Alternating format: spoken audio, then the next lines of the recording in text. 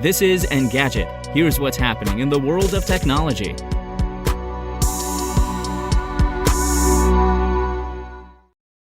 Today is Tuesday, May 31st.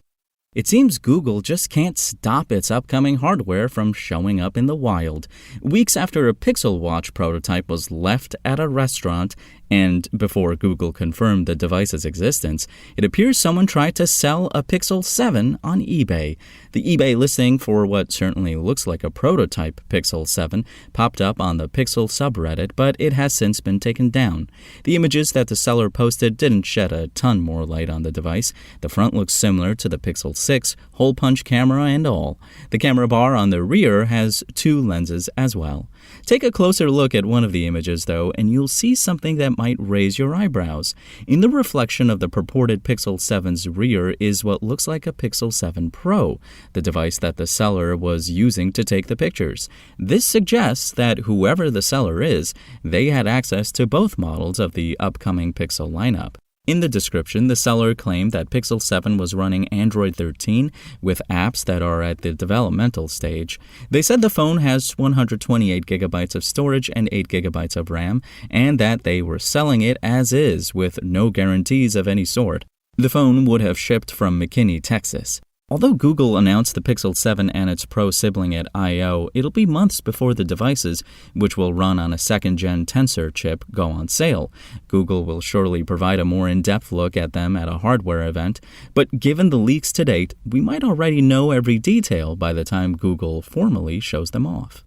And ahead of the NAMM 2022 trade show being held in Anaheim next weekend, San Francisco's Playtime Engineering has unveiled a pair of toys, the Blipbox SK2 synthesizer and the Blipbox MyTrack Groovebox, designed to help even the youngest musically inclined minds produce, record, save, and share electronic beats and melodies. The SK2's spacey surface detailing belies its ability to generate more than 400 pre-recorded melodies ranging from chiptunes to orchestral, as well as multi-mode filters, 16 oscillator schemes, and stereo multi-tap delay functions. A signal flow diagram is printed on the unit's front face, and all of the controls are labeled so that even basement-level beginners can easily learn and discover new synth sounds.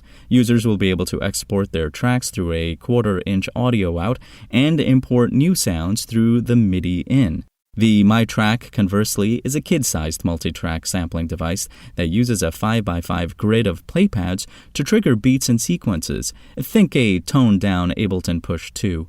Each of the 48 pre-included instruments can be applied to any or all 5 of the available tracks, as can the process effects controlled by the device's physical levers. In fact, many of the MyTrack's more advanced features are presented as dedicated physical buttons rather than as buried submenu options.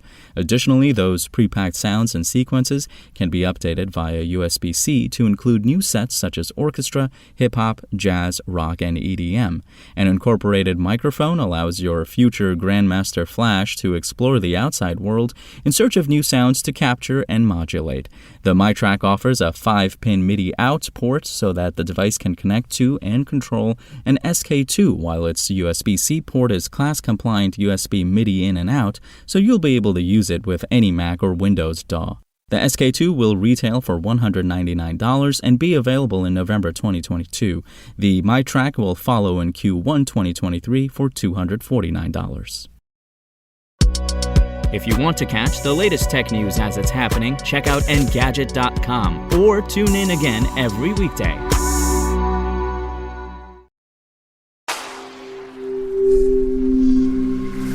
SpokenLayer.